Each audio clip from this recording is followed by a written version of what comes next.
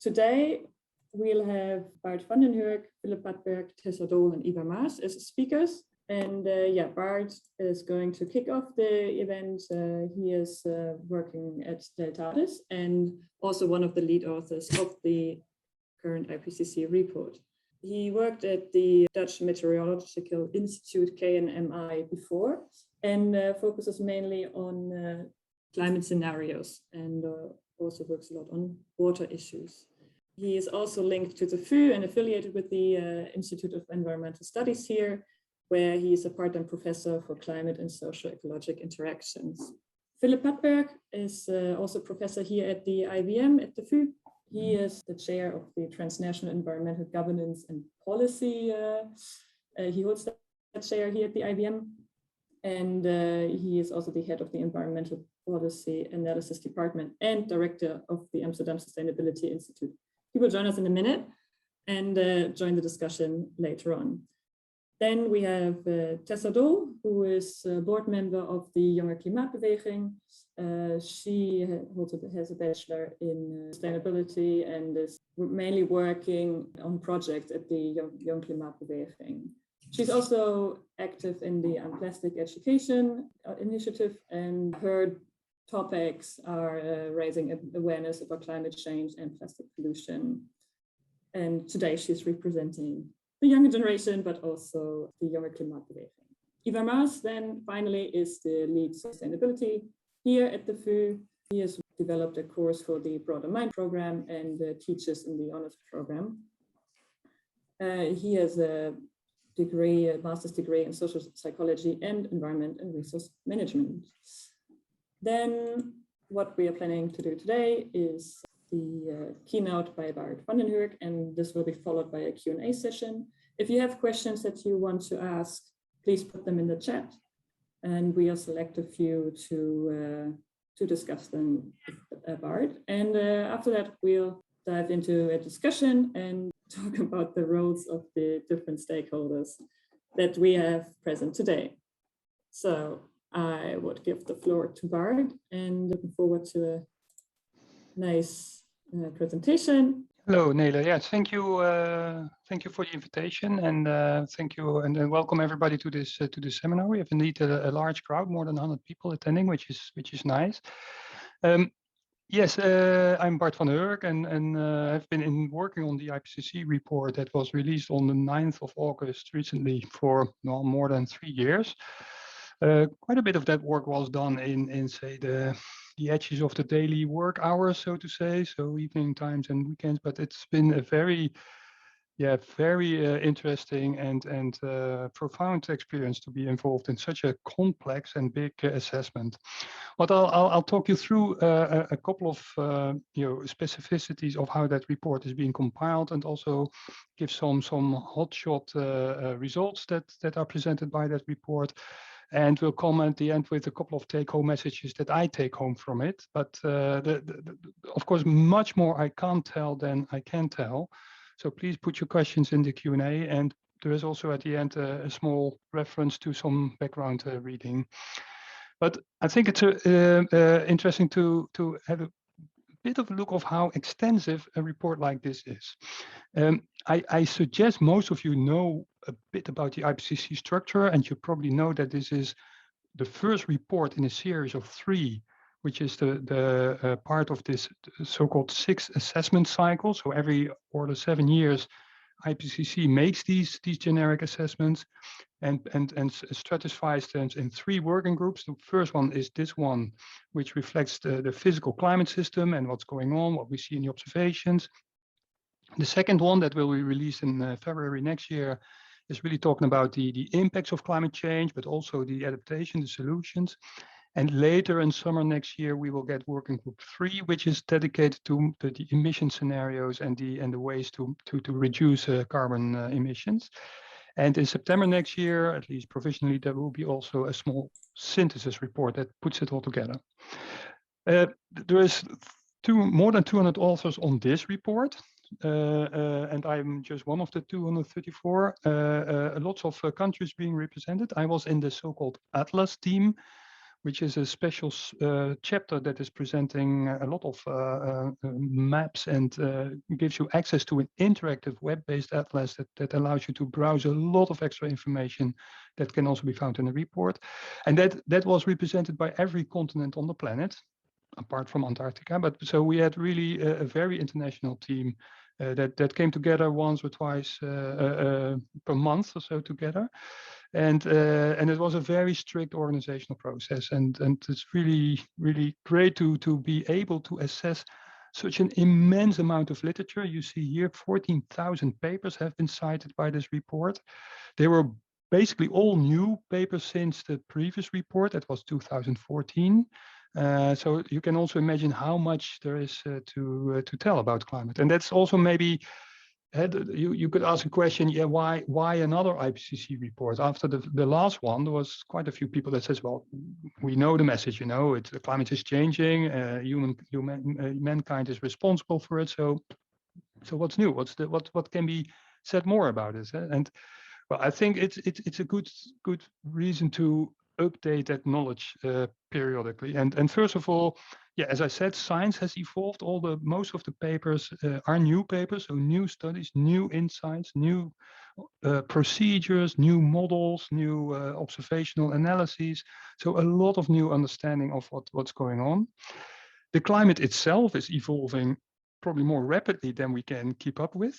We really see it happen as we are, experiencing the weather, so to say.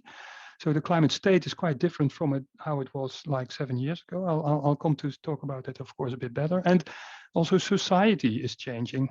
There is more awareness, I think. There's also more urgency. We have the Paris Treaty, so there's also more reason to translate it to policy. But there's also more concern. There is maybe more potential conflict. There is more to lose, so to say. So there's lots of things that have changed since the previous report. Also, in terms of the main conclusions, I'll just give you a very brief flavor of a couple of take-home messages on what the report says.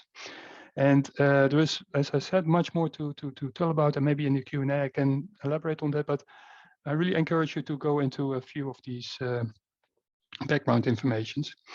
First, I think headline message, maybe not surprising, but this report, it deals with what's happening with the climate system, but it also has a very pronounced message that the anthropogenic contribution makes it justifies a very stringent attempt to reduce that primary climate forcing via CO2 and methane particularly. And one of the headline statements is that every ton of CO2 equivalent, it does count. What you see here is on the horizontal axis the cumulative amount of carbon that has been emitted, and the black line is the observations with a bit of a margin on variability, and the colored shapes are the projections. And you see a very linear correlation between the mean temperature change that is on the vertical axis and the amount of carbon that we cumulatively put in the atmosphere. So the earlier you start with reducing your emissions, the lower the entire warming will be. And that is nearly linear, that system. There's lots of other things that are not linear, but this is a nice one. And it is really a good message. Every ton counts. What I think is from the perspective of, say, the physical climate system, for me, this real take-home message is that since the previous report, I think the climate is speaking for itself. The climate is already showing the changes it is undergoing. And we have techniques to see trends in changes and to attribute these trends to what humans have done to the climate system. So we have lots of extreme events and trends that have been studied through a lens of what the climate change has contributed to its intensity or likelihood. And they very often came to positive probability in changes. And so I think compared to the previous climate report, the evidence is no longer only coming from computers that says, well, if we don't do things, my computer says it's going up. No, the observations itself show that the trends are real. This is just a with a bit of imagination, you see a world map here. We have put a lot of emphasis to try to regionalize the climate information in this report, and so we have lots of regional chapters, an interactive atlas that you can go to online, which also gives you access to region by region information sources, and every region is displayed by a hexagon, and the abbreviations, the acronyms are just the names of the regions. And what we see here in colors is which regions have shown in the observations a significant change in the extreme temperature profile since well, as a result of climate warming. And you see that nearly every region on the planet has seen these extreme warming features with high significance, the number of dots on the plot. So we sense intensity increases of hot extremes, or frequency increases. For precipitation, extreme precipitation, a similar picture applies, although we don't see it everywhere. We see it particularly, of course, in the extratropics, in the places where rainfall is already quite variable, I would say. But in more places than not, we see intensification of intense precipitation. On the drought, you see that is a feature that is prominently changing in the subtropics, in the areas that are already drought prone, and also there in the typical desert areas and the semi-arid areas, we see that everywhere we see a detectable change, particularly in hydrological and agricultural droughts. And so this is a message that says, well, every region is being affected, and it's affected by multiple climatic features at the same time. So there is lots of combined and compounding features that come by in these societies.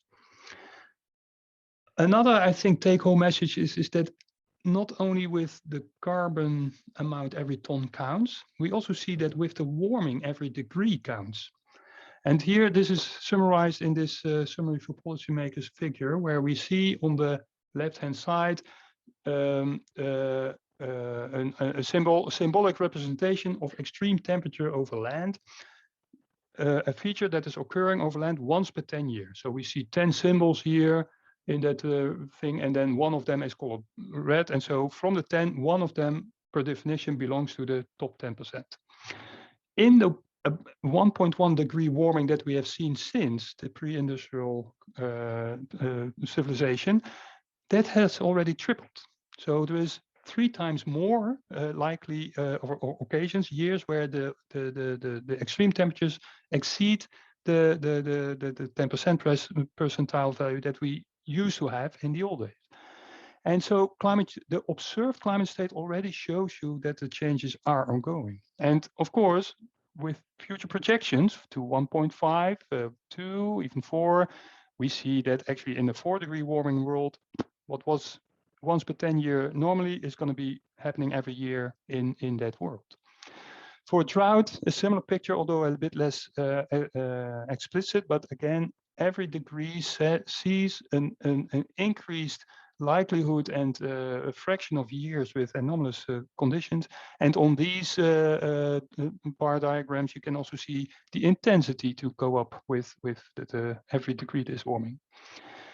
And finally, I think for sure for a low-lying country like the Netherlands, but I guess there's quite a bit of non-Dutch people in the audience as well. For many countries, of course, in the world, sea level rise is an issue that is of existential importance. And what we also see that even if we would succeed in reducing all the emissions today, there's so much what we call commitment in the climate system. There's so much latent heat already stored in the oceans that still need to get expressed in sea level rise. There's so much ice that is still not in equilibrium with its climate. Sea level rise will continue to about 2 to 3 meters for the current climate state. But we will continue with warming, and then of course that sea level rise will also increase. So it's not about at what level sea level will change, but it's actually at the rate at which sea level will change. Sea level rise is a given rather than a question. It's the rate that is actually the determinant that is controlled by the warming level.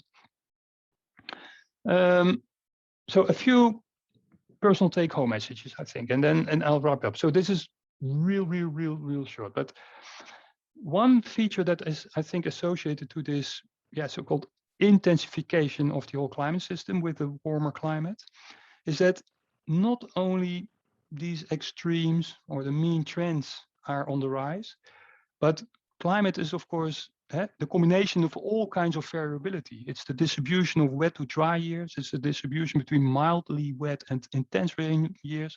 It's the seasonal cycle. It's the wet year versus the dry years, and et cetera, et cetera.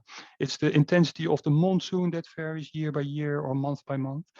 That all also is undergoing changes in sometimes very unpredictable ways. And I think we are not only facing an intense exposure to extreme conditions, but also a reduced predictability of these extreme conditions.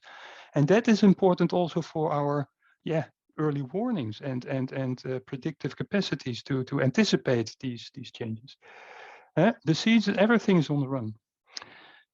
I also like to stress that it's not only a negative picture. We display multiple scenarios. There's multiple futures that lay ahead of us. We can still choose, and there is lots of reason to choose. Personally, I think it will take quite a lot of time before our emission patterns globally will be effectively visible in how the climate responds. That is not going to be resolved in the next 2 or 3 decades. We will have to face climate change features and the extreme features for quite a while to go, and that needs adaptation for sure. So but also their choices need to be made. There's lots of things that need to be redesigned or rebuilt, and there's so many other sustainability goals that need to be taken into account as well. It's very important to line up with these additional goals as you make these choices. So the choices are not only the emissions, it's also the adjustment to the new reality. And finally, it's sometimes difficult to choose the tone and the language in these kind of lectures. That is allowing people to proactively respond to it. We see, of course, there is a bit of a warning fatigue is the risk that if IPCC is saying, well, it's even worse than it was before, and the chances are even worse, blah, blah, blah. There's also the risk that people give up, that say, well, if we are doomed anyway, so why would I care? So we always need to find a tone to be engaging with people to act, and also to make it interpretable and understandable by people that have to act and do something on the ground. So we are still seeking for ways how to communicate our findings, and I'm really curious about Tessa's contribution in the discussion later, because the younger generation, I don't know what their take-home message from this IPCC report is. I'd like to have my granddaughter in 50 years from now tell her peers at some stage, well, my grandpa was in that climate business those days, and he did something that was pretty okay. And I think we benefit from that. I really would like to do so. And I'm not sure whether doomy messages is the best thing I can do. So I'm really happy to open the discussion also on how we should communicate about this, unavoidable future, I would say. I think that's the quick pitch. Here's a couple of references. The presentation can be shared by ASI if you wish. It's free to distribute, and also, of course, also these cross references can be downloaded. So thanks for the attention, and I'm happy to answer questions. Yes, thank you, Bart, for these very brief insights. But I think we got some general understanding, and have also a few things to discuss. We had one question in the chat that was just right from the beginning. Sarah wanted to know, we saw that 70% of the men, 70% of the authors were men. So she is wondering how come? I mean, what is this? That's a good question. Yes. What do you think? Well, there is a pretty extensive selection procedure for these authors, and so you can you can nominate yourself, and you are being nominated, and then there is a screening by the IPCC Bureau for who they will invite for this, and of course, professional experience is one of the things, but they also really look very carefully about gender balance, about age balance, about continental representation, and indeed there is quite a bias towards male participants. I'm not sure whether this is a number that is similar for the other working group reports. I have the impression that for working group 2, the gender balance is a bit better than here. But in this business, I'm surrounded by a lot of, you know, physical science oriented, yeah, particularly male people quite a bit. It's difficult to really bring it in, but this balance, this or imbalance, is also applicable to age. We see primarily the 50+ year people like me, and continents. Europe and the US make more than half of the author team, and that is always, we really need to catch up also on continental representation and age representation. It's much better than it was, but there's still a way to go. And again, younger generations need to be engaged in this world as good as possible, and get yourself heard. That's a real important call for action for every one of us. Yeah, so this goes pretty much in line with Shivalika's question about the representation from representatives from different continents. So this is sort of answered through this. We talked about the reaction in our briefing before. Kasper wanted to know, what do you think about the reaction, how the report has been perceived? You mean is the responses in society? Yeah. As I said, I mean, this whole IPCC process is something that is coming in phases. So we develop this report in sort of circular revisits of the material, but actually also my understanding of the responses also came in phases. I was, to be honest, a bit surprised after 9th of August that there was so much media attention, because I thought, as I said before, yeah, the main headline message is pretty similar to the AR5 and the previous report. But I indeed started to understand that society and societal awareness and societal, many people witness climate change. There is a lot of businesses that also are very keen on climate change impact, because we see that the Paris Treaty has generated a lot of, well, not only European, but actually worldwide legislation on our carbon emissions, which means that for long-term planning, fossil investments are having an increasing risk of not being very profitable anymore, because maybe not because of the stores in fossil fuels, but just legislation doesn't allow you to exploit these resources. And that is a financial risk if you keep on investing in fossil for the long term. And that's an example of a big societal segment or sector that is really keen on knowing what this report is saying, because reports like these, they do steer pretty strongly this kind of internationally adjusted legislation. And yeah, that's why I think it's really good to see this response. I was a bit, yeah, I mean, I was happy with the primary response of our prime ministers in the Netherlands, who also said this is an alarming or verontrustend, what's it again in English? Disturbing or something like that. On the other hand, it's not very consistent or compatible with the fact that this whole procedure to form a new government is taking so long. If it's really urgent and disturbing, we should go and take action on it. And that is the counter side of it. I mean, there's lots of verbal expressions of concern, but we of course need to await the real actions of expressions of concern. Yeah. We have another question about the distribution of papers. Maybe you can, you know that. So we discussed the authors, the distribution of their distribution across the globe. How about the literature? Do you know if you try to, like, what is the process to select the literature that that will be assessed? That's a good question. Yes.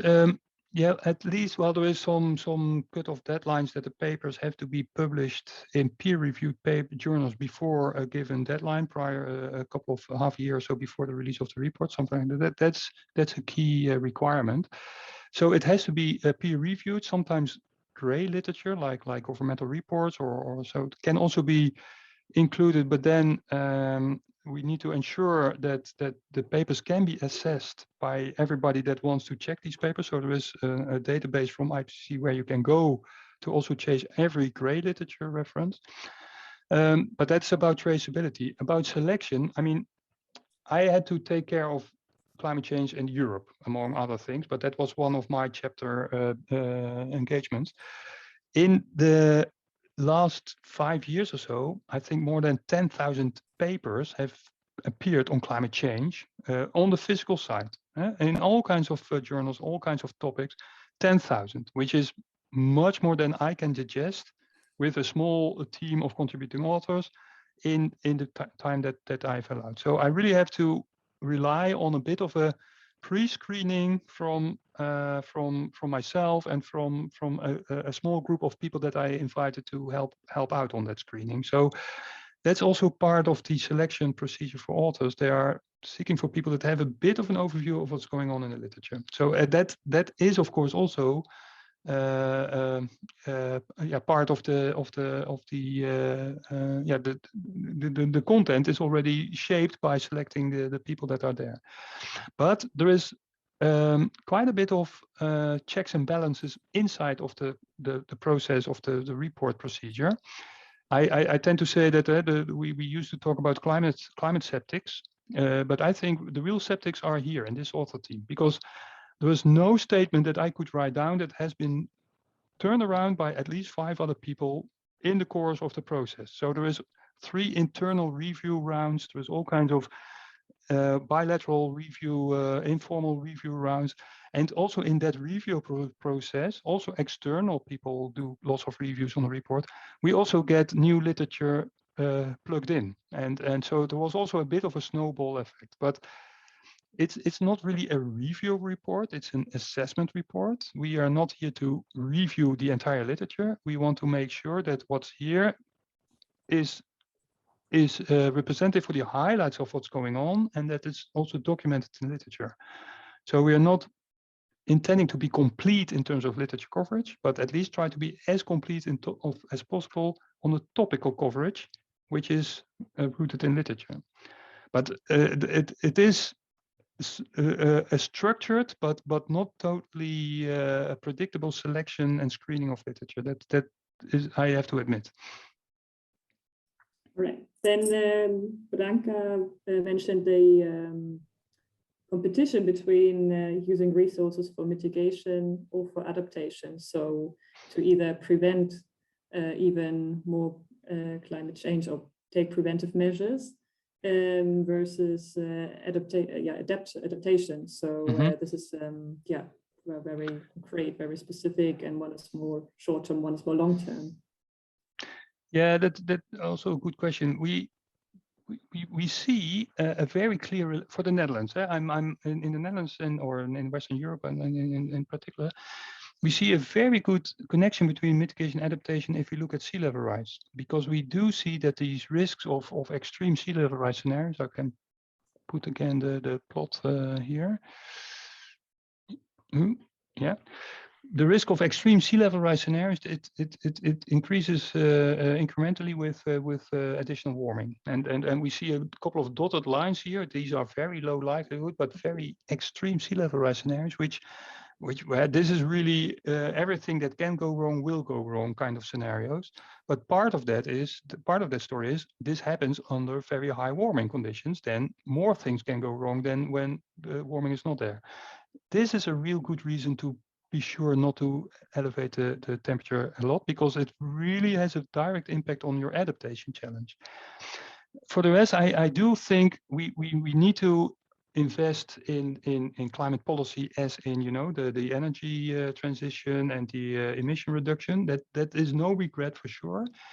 But we have to live with changing conditions for the next decades to come. We cannot ignore and avoid adaptation. And for sure, if you look at it from an international, global point of view, I think our say support for developing countries and lower capacity countries is more effective in their adaptation kind of services than in the mitigation kind of services. It's a bit silly to have a lot of resources spent by developing countries on mitigation if first order problems with water sanitation or availability is actually the highest order perspective for a livable environment. So, and that is under pressure by the ongoing climate change already. So I really encourage everybody to really keep on investing in the adaptation research and support. Yeah, very good. I think this goes a bit answers Edward's question as well, if I understood it correctly. Okay, so then we had also a few questions already about communication, and Susha mentioned already the warning fatigue. I think this is a good some good topics that we can use for our discussion. So yes, I would open the round, the panel now. Yeah, maybe with just a short statement from the other three speakers in response to this Bart's presentation, and maybe already taking up some of the issues mentioned.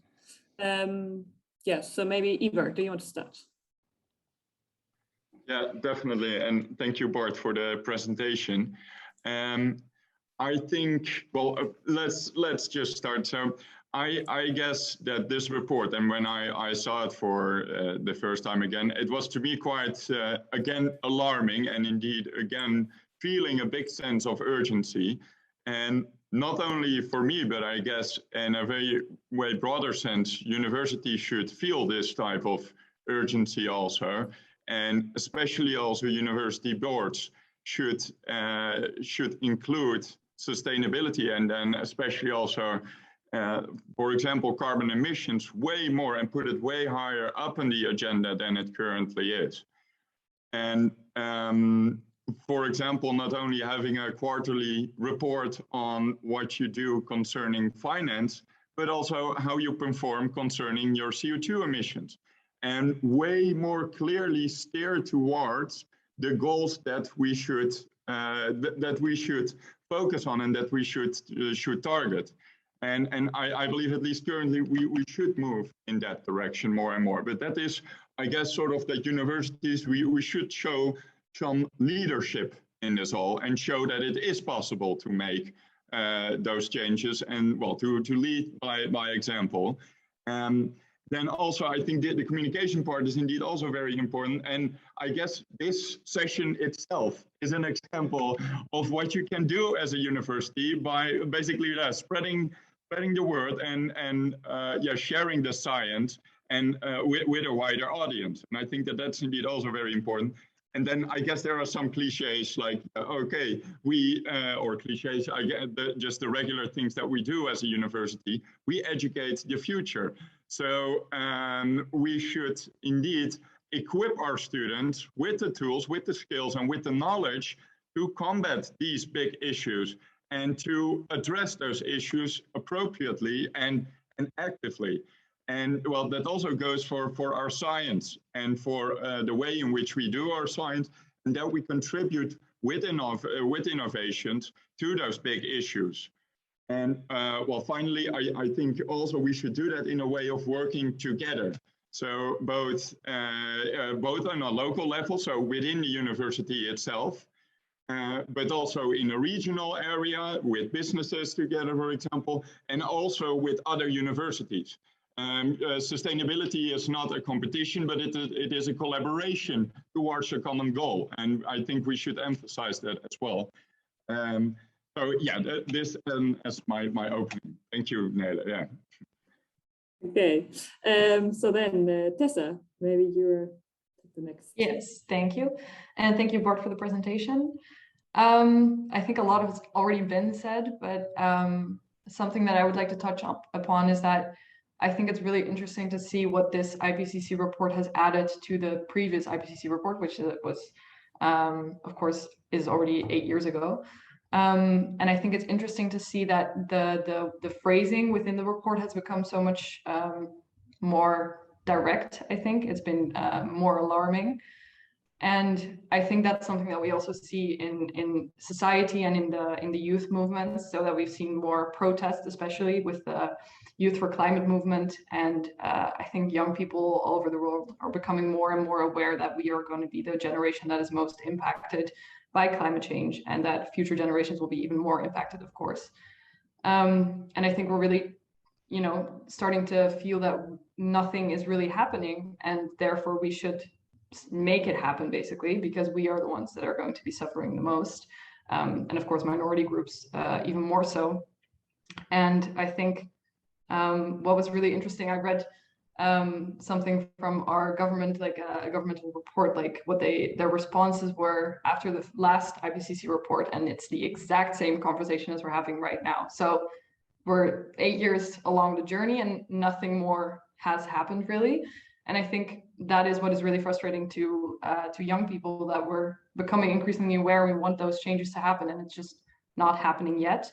And I think also, as what Eva was saying, it's, one person can only do so much, because we don't need, this is a very cliche thing to say as well, but we don't need one person to take perfect action, but we need everybody to take imperfect actions. And we just need to start doing that, especially thinking that we only have so many years left. And then, of course, with the current governmental things happening in the Netherlands, it's not very promising. I also saw that some right-wing parties want to even decrease the amount of money going towards climate change mitigation right now. So it's right now, I think it's like 7 billion, and they want to decrease it, even though they just lost the Urgenda court rule. So I think that's what's frustrating to the younger generation, that so little is happening, even though we're becoming more active and more vocal about it, that we need things to start happening right now.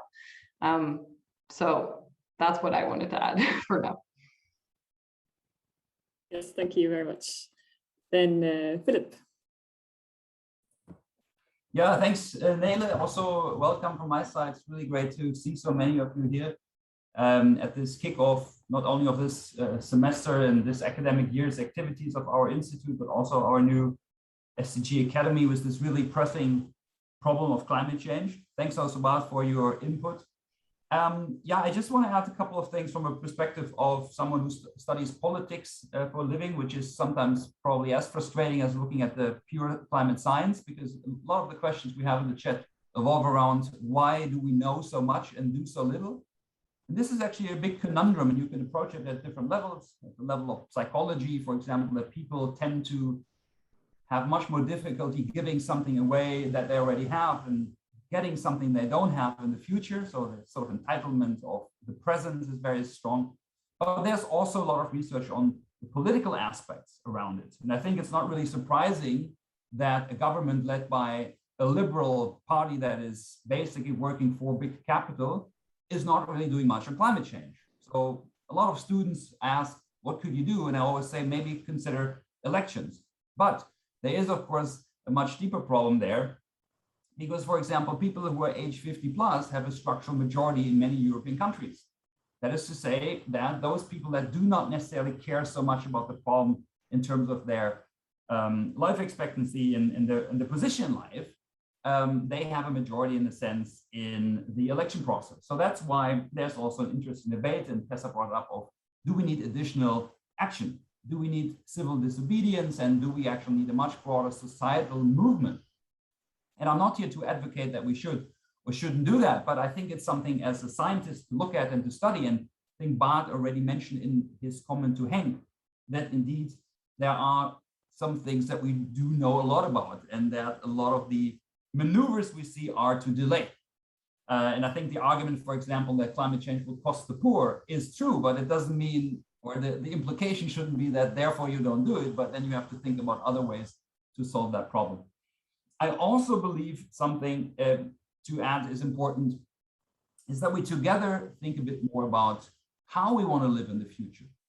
We tend to be focused a lot on numbers. So we say we need to be, at this levels of emissions at that point. And I think it's very important that we have those basics, but okay, what society will there be in 2050 when we have zero emissions? Will there be a top-down society, China style? Will there be a global society a la the Netherlands, or will it be something different? Will it be a very technocratic society where we think a lot of innovation will help us? Or will it more be social innovation in the sense that we try to do things differently? We try to come up with a new economy, for example. So these questions need a bit more attention, I think. And then ending on a comment to Eva, because I work at the FU, so probably that's one of my spheres of influence that I should think about. I do believe that we don't do enough. I really think we can do more. And I mean, we try that. Everyone is working very hard, Eva and others, to put together the resources. But I think we could be also a bit more daring. So why doesn't the university have a clear ambition to become basically 1.5 degree proof, not only in 2050, but much earlier?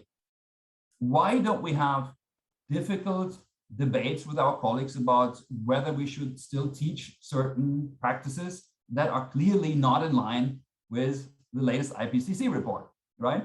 Or to turn it around, shouldn't every student, every bachelor student at the FU get a copy of the IPCC's first working group report when they enroll? It's a bit thick, I know, but you get the idea. I think those are debates we need to have, and I think we could do much better. And hopefully today's discussion with you, and also with the many visitors, will help us to push our university a bit to do more. I think, and that's my closing then, in the end, what we need is a collaboration of many societal forces. No one, Tessa already said it, has to be perfect, but we have to do it together. So we need much more debates for those who are not yet in the inner circle. I always have this one anecdote. I have this sticker of the SDGs, you know, the 17 Sustainable Development Goals of the UN. And when I wear it in the university, in my colleagues, let's say my peer group, everyone knows what it is. But once I'm in a supermarket, people go, oh, these are nice colors. They have never seen it before. So we need to bring those debates also to a much broader audience. And then I think we can succeed. Thanks. Yes, thanks, Philip. Yeah, so maybe that's also a good point that we move around in our sustainability bubble. And yeah, we face these sort of conversations, or, well, we take a lot for granted that is known to everybody, which might not be the case. So yeah, Margaret also asked, is there an easy summary available of the IPCC report? I know there is a summary available, 40 pages, but maybe this is still not the right means to really engage the broad audience. Maybe Tessa, you have some experience from your work or from your current projects on, yeah, how to best approach people, or yeah, do you try to actively engage people that are sort of not part of this bubble? And yeah, maybe you can say a few words for that. Yeah, so well, the Youth Climate Movement, or Jong Klimaatbeweging, we have a vision document for 2050, which I think also relates to what Philip was saying, that we do need to start thinking about what does that actually look like if we want to decrease our emissions. And that doesn't mean that we just, you know, only use renewables. It means cutting down on the amount of energy we use, and it means changing the system in which we live so that we can actually live in a sustainable world. And, you know, that includes thinking about changes such as not owning your own car, but having a system where we, you know, share transport much more, and sharing our living spaces, and, you know, including sustainability topics in our education systems. So we have our Youth Climate Vision, where we try to advocate for such changes in our systems so that we actually start working towards that sustainable future in a concrete way, instead of just saying that we need to cut down on emissions. And I think that is also the way that we try to approach other young people that maybe aren't as involved in the sustainability bubble yet, by talking to them about that vision and to try to show what our future could look like. And you know, we represent different youth organizations, more than 50 at this point, and they're not all part of the sustainability bubble, but they are still represented by us. And for example, Saturday we have this event where we talk to them, and we have panels, and we try to open the discussion with them. We also teach at schools to, you know, inform people and to talk with them about climate change and our future, and to really make them think critically about their futures themselves. So I think it is about that positive messaging of what would you like your future to look like, and these are some ways we have thought about making that happen. And I think that's a good way to approach other young individuals.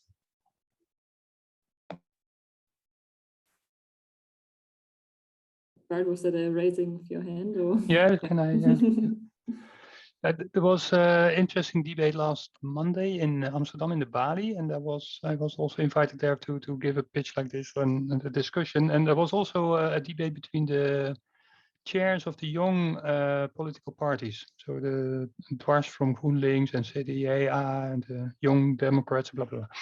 And I also asked what is actually the messaging here, and I got a very consistent reply. First of all, these young politicians, even the VVD, the young VVD was there, the liberals, they have a much more stringent climate ambition than their old folks. And I think that's understandable, but also a good message, I would say. But they also really would love to hear more about what to do about it, to have options communicated as part of the whole messaging. Because indeed, there was a question by Susha also on this warning fatigue. Yeah, I think it's good. And in that conversation, there were a couple of examples where indeed the question came to table. Okay, given this future, what's your next move? What is your move? And then, if you ask the question to the people that are scared or concerned about what's ahead of them, but you ask them, what do you do about it? That triggers, I think, a next level of thinking, because there is a risk that giving just a scary message, it's perceived as something scared, but then thinking can stop if you don't pay attention. And Philip can maybe tell more about the psychological implications of that. But I think you need to continue asking, okay, given this future, what are your options? And then creativity is being launched. And I think also IPCC can work on that. And by the way, the upcoming report on Working Group 2, that will contain a lot of examples that are reported in literature, also on adaptation and solutions, etc. So there's a lot of debate possible also about how to shape your desirable future given these environmental conditions in a way that is more resilient or more supporting welfare, blah, blah.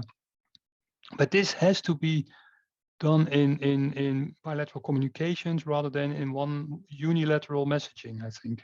Because you have to make people think about their own future in order to get beyond that paralysis a barrier.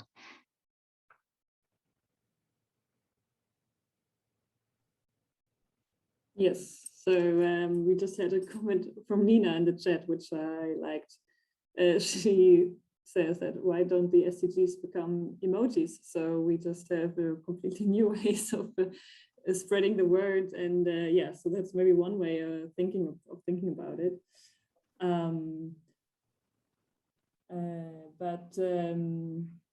Yeah, so maybe also looking towards the COP26, the conference coming up in November. Maybe we can also go into a brief outlook to that. And what are your expectations from there? Tessa, I think your colleague Annick is going there as well, so you'll be directly involved. Maybe also coming back to this topic of representation, what is your role in Glasgow, or what would you like to achieve there, or what would you like to see there? Yeah, it's an interesting one, because we got a so-called observer pass for the Young Klimaatbeweging. So that means that we can be there and we can obviously talk to other people who are also there. But then we have heard stories of other people who have attended the COP before, and it does appear that we will be standing there mostly, and the talks will really happen behind closed doors, which I think, it is the way that politics work, I think, but also it is so unfortunate because, you invite us, I think, to have the younger voice represented, and then you literally shut them out of the conversation. So I think that is a very big issue, and it's also one of the main concerns I think a lot of people have with the COP, is that behind those closed doors, it is very much talking about like the minority, like the minor issues really, and not talking about how can we actually achieve more. And of course, at the COP, the nationally determined contributions will be discussed and handed in and everything. And I think we're all just very disappointed that they're always trying to do the bare minimum and then also not really open to talking about how can we achieve more, but really talking about how can we do less and how can it cost us the least amount of resources. So we're of course happy to go because it is an important event and so many great things could come from it. But to be honest, we are very skeptical that they will be happening. Of course, I hope other people have more optimistic views about it. Yeah. Yeah, Bart. Yeah, I think COP26. Yeah, it's a difficult timing. I think in terms of these national commitments on these emission reduction commitments, because the world is fragmented, economy is uncertain, COVID, blah blah blah. But what I see, but I'm not a political expert. Philip could comment on that. But I see a lot of messaging ahead of COP from national delegates that say, well, we are going to invest more in renewable jobs. Joe Biden really sells wind energy farming in areas that were used to be driven by coal mining. And the people living there now have to switch from coals to windmills, and they say, well, I don't mind if I don't like windmills, but I like the amount of money I get as a paycheck at the end of the month.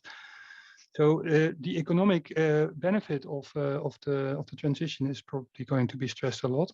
What I also see emerge is that there is also, again from the US, we see that Biden is willing to supply lots of money that was actually promised for the developing countries to help them out for adaptation.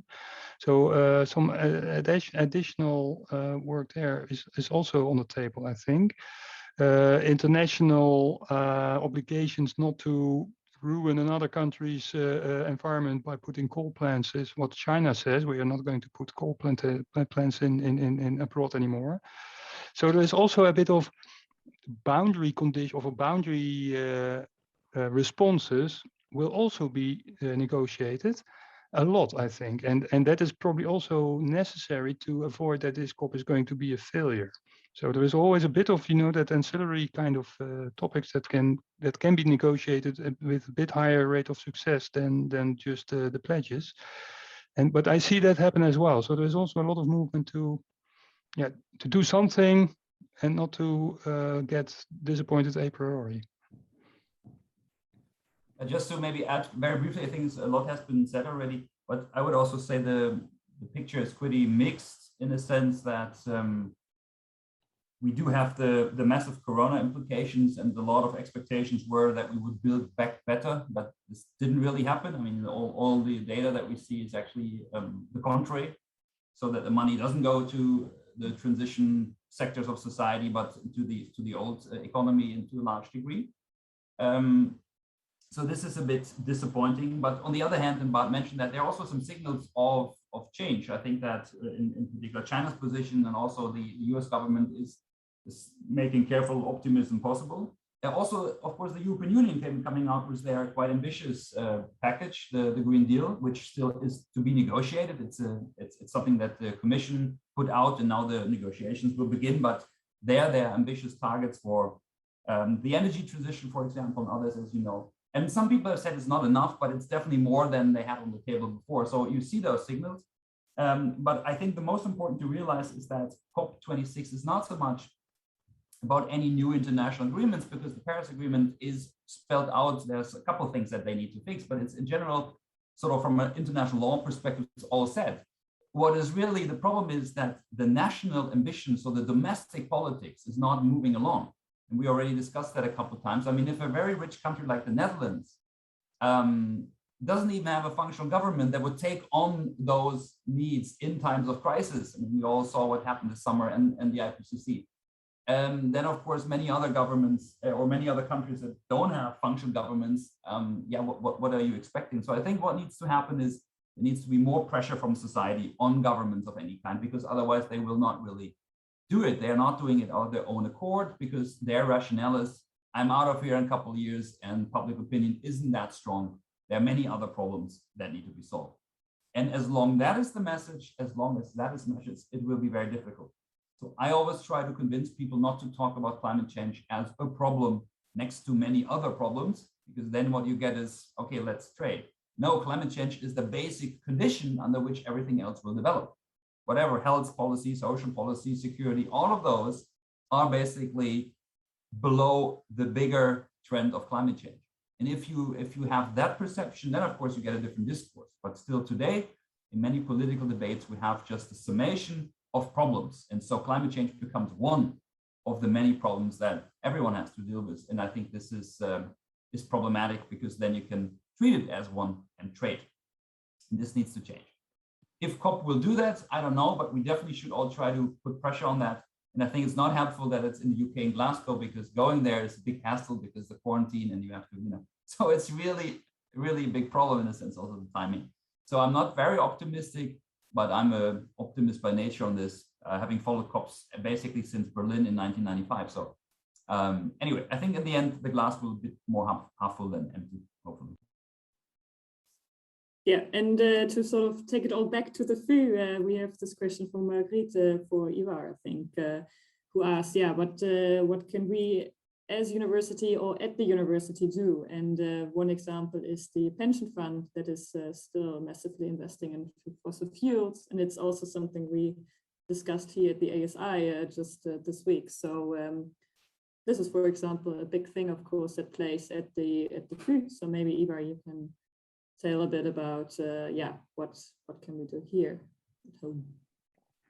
Yeah, so I think there are indeed several levels on which we can assert certain pressure towards change. And what you've seen indeed is that because of a lot of scientists from different universities from the entire country actually were pushing for changes in the pension fund, and directly contacted the boards of their respective universities. This really pushed the agenda further, and at least made that that we are now, or that there is now an agreement between the Society of Dutch Universities, the VSNU, and the pension fund itself. This in itself, I do think we need to, let's say, still be sort of critical on what it, or how it then really develops, and what then the eventual outcomes are. But I name it as an example because you name it as an example, but also because then you show that indeed, because of we can have this pressure within, within our institutions, and by actively demanding change, we can indeed push for that a bit. And I think that can be a powerful message that, indeed, let's push for that change. And also concerning that, I think it's good that we do that in a, again, also on a local level, but especially as universities or as Dutch universities as a whole, we can, I think we underestimate sort of the influence that we might have with that. And I think we can position ourselves, again, as Dutch universities more strongly, and that we can voice our concerns and the direction that the debate needs to go in, clearer, and also also within, and have a clear statement of what we as a university want, but also as Dutch universities, what we, for example, demand or expect from our government. Yes, thank you, Ivar. Good. So yeah, we had touched on quite a few topics. So Philip, would you be up for a rounding up? Yeah, right? I know it's time to wrap up. I just want to thank you all. It's great to see so many coming to this event. Of course, Bart, for your brilliant summary of the difficult message. I think we touched on a lot of things, so we have homework to do. If you're free in November, I know there's a climate march in Amsterdam, so if you happen to be in Amsterdam, I will share the link. Go there and take the protest to the streets if you feel that's an option. But there are many other things we can do in your circles of influence, whether it's your friends, your family, your professional life. It's always good to talk about this, not just because we want to have debate, but to push people to address the inconvenient truths about that we're all part of this. No one is a saint. And so we can start right there. But I also don't think there's one way to happiness. There are many roles in this. Be a scientist, maybe that just does science, or someone who wants to communicate, wants to be an activist. There's so much to do. So I'm very hopeful there's room for everyone to come on board, because the message of the IPCC is clear. Climate change is happening, and is happening quicker than we thought, and the implications are not really very pleasant. So we have to take action. And I'm very happy that you all came out to hear this message. I'm sure you heard it before. And now let's see some change. Thanks from my side. And Nele, thanks a lot for sharing, and all the other speakers for your insights. It's great to have you. Thanks a lot. We'll organize another SDG Academy soon, so stay tuned. Looking forward to see you there.